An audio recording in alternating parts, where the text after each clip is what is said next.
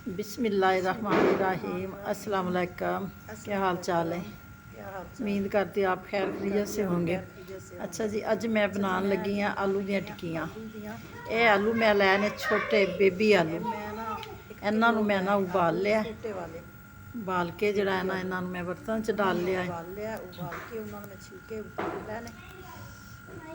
ਇਹਨੇ ਮੇਰੇ कुछ कोल मसाले सुखियां धनिया जीरा काली मिर्च मोटी इलाची और दालचीनी का पीस तेजपान का पत्ता इन्हों मैं कर लिया सी रोस्ट तवे के उपर रख के। ये आलू ने आलूआं का मैं पेस्ट बना लिया सिंपल तरीके नाल कुंडे च मैं डाल के डंडे नाल कुट लिया इन्हों बरीक बना लिया। यह मेरे को ब्रैड 4 पीस मैं ब्रैड दे लै ने उन्होंने मैं छोटे छोटे पीस बना लै। माशाल्लाह बहुत मज़ेदार आलू की टिक्कियाँ बनन दियाँ। जो मसाले मैं रोस्ट किए इसे उन्होंने मैं दादड़े करके ना कुट लिया। यह भी मैं ऐड कर दिते ने। इन्होंने मैं कराँगी मिक्स। हल्दी डाल दी मैं हाफ चम्मच नाल कम हल्दी, 1 चम्मच मैं ना डालिया है ददड़ी मिर्च जायके के मुताबिक डालांगी जो तुसी आपदे मुताबिक जड़ा है ना डाल लेना। यह 2 ने मेरे को सब्ज़ मिर्चां बरीक वालियां इन्होंने बरीक बरीक कट लिया सी। यह भी मैं ऐड करतियां ने। यह मेरे को सब्ज़ धनिया और सब्ज़ प्याज मैं ज़्यादा नहीं लिया, बस थोड़ा जिहा ही ना डाल लिया है मैं कि बस जड़ा है ना जायका ही आवे।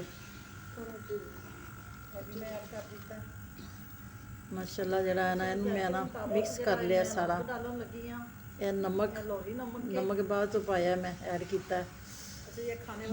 यह जो मेरे को तेल कुकी ऑयल 1 चम्मच खाने वाला। यह फिर टिक्कियाँ ना हाथ नाल जुड़न दियां नहीं। यह मैं 2 चम्मच पाए ने बेसन दे।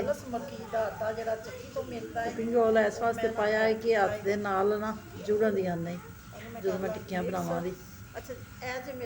मैं बेसन ऐड करता जी। यह मेथी है मेरे को कसूरी मेथी, यह मैं खुद तैयार की है आप।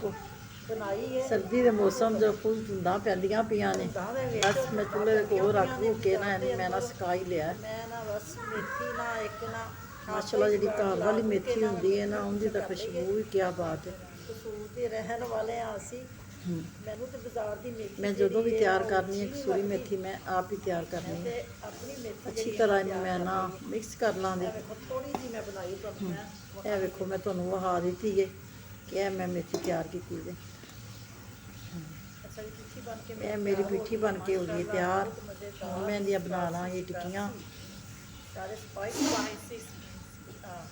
अच्छी तरह जरा ना मिक्स कर लेना कि एक जान जरा ना हो जाए।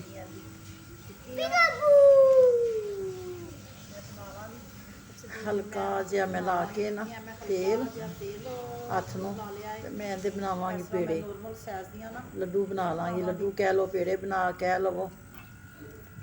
इस तरह मैं बना के ना रख लवांगी। यह मैं लिया बेसन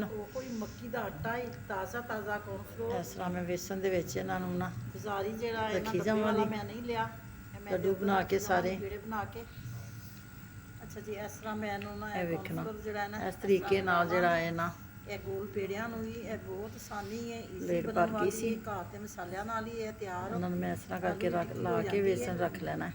मैं बस घर वाले जो मसाले ये जरूर ट्राई करना है। घर के मसालियां नाल ही मैं तैयार की है। बहुत मज़ेदार बनदियां ने। आलूआं दा सीजन है। मैं लगी हाँ टिक्की बनान इस तरह हथ दे नाल तो दबा देना बना लेनी है टिक्की बन के तैयार हो जानी है। मैं नॉर्मल साइज रखिया है ना मैं ज़्यादा छोटी बनाई है ना मैं ज़्यादा इस तरह गोल कर लेना। तुसीं अपने हिसाब नाल माशाल्लाह कितनी खूबसूरत टिक्की बन गई। मैं सारियां टिक्कियां इस तरह मैं अंडे तो बगैर जिहड़ा इन्हां नूं फ्राई करना है। ये टिक्कियां बना के मैं सारियां तैयार कर लियां ने। आलू दी टिक्कियां सादियां सिंपल तरीके नाल बनाईयां ने। मैं मक्की दा जिहड़ा आटा हुंदा है ना इस तरह एक पीस जिहड़ा है ना जिहड़े पहले बना के रखे ने वो पहले मैं ऐड करांगी। यह तेल मेरा गर्म हो गया है। यह मैं इस तरह डाली जावांगी। ਮੀਡੀਅਮ ਇੱਕ ਪਹਿਲੇ ਮੈਂ ਇੱਕ ਪੀਸ ਪਹਿਲੇ ਡਾਲ ਕੇ ਨਾ ਮੈਂ ਟਰਾਈ ਕੀਤਾ ਸੀ ਕਿ ਤੇਲ ਗਰਮ ਹੋਇਆ ਹੈ ਕਿ ਨਹੀਂ ਹੋਇਆ। ਕ੍ਰਿਸਪੀ ਬਣਦੀਆਂ ਇਹ ਜ਼ਰੂਰ ਟਰਾਈ ਕਰਨੀ ਫੁੱਲ ਫਰਾਈ ਬਣ ਨਹੀਂ ਕਰਨਾ। ਕਮ ਖਰਚੇ 'ਚ ਜਿਹੜਾ ਹੈ ਨਾ ਤਿਆਰ ਹੋਣ ਵਾਲੀਆਂ ਨੇ ਇਹ। ਤੇਲ ਫੁੱਲ ਗਰਮ ਹੋਇਆ ਹੋਣਾ ਚਾਹੀਦਾ ਬਸ। ਸਾਈਡ ਜਿਹੜੀ ਹੈ ਜਲਦੀ ਨਾਲ ਚੇਂਜ ਕਰਨੀ ਹੈ ਕਿ ਜ਼ਿਆਦਾ ਟਾਈਮ ਨਹੀਂ ਦੇਣਾ। ਕਲਰ ਦੇਖੋ ਕਿੰਨਾ ਸੋਹਣਾ ਜਿਹੜਾ ਕਿੰਨਾ ਪਿਆਰਾ ਆ ਗਿਆ। ਬਸ ਕਲਰ ਜਿਹੜਾ ਹੈ ਨਾ ਇਹਦੇ ਉੱਤੇ ਲੈ ਕੇ ਆਣਾ ਹੈ। ਇਹਦੇ ਵਿੱਚ ਮੇਥੀ ਡਾਲੀ ਹੈ, ਇਹਦੀ ਤਾਂ ਖੁਸ਼ਬੂ ਜਿਹੜੀ ਹੈ ਨਾ ਮਾਸ਼ਾਅੱਲਾ ਸੁਭਾਨ ਅੱਲਾ ਬਹੁਤ ਹੀ ਮਜ਼ੇਦਾਰ ਹੈ, ਬਹੁਤ ਹੀ ਮਜ਼ੇਦਾਰ ਹੈ। ਇਹ ਮੈਂ ਲੱਗੀ ਹਾਂ ਬਾਹਰ ਨਿਕਾਲਣ, ਬਸ ਇੰਨਾ ਕੁ ਕਲਰ ਮੈਨੂੰ ਚਾਹੀਦਾ ਹੈ, ਜ਼ਿਆਦਾ ਕਲਰ ਨਹੀਂ ਦੇਣਾ ਫਿਰ ਜਲ ਜਾਣਦੀਆਂ। ਜਿਹੜਾ ਬੇਸਨ ਉੱਪਰ ਲੱਗਾ ਹੋਇਆ ਨਾ ਉਹ ਜਲ ਜਾਏਗਾ, ਕੌੜਾ ਹੋ ਜਾਏਗਾ। ਇਹ ਜ਼ਰੂਰ ਟਰਾਈ ਕਰਨਾ।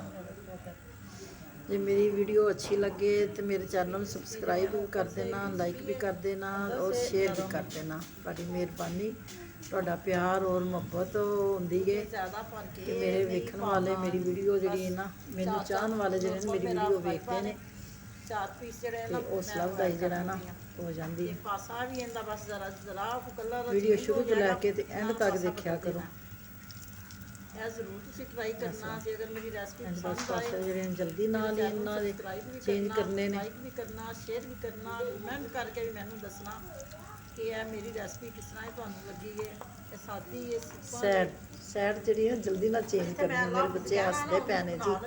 ਅੱਛਾ ਜੀ, ਟਿੱਕੀਆਂ ਬਣਾ ਕੇ ਮੈਂ ਤਿਆਰ ਕਰ ਲਈਆਂ ਨੇ। ਅੱਲਾ ਹਾਫਿਜ਼।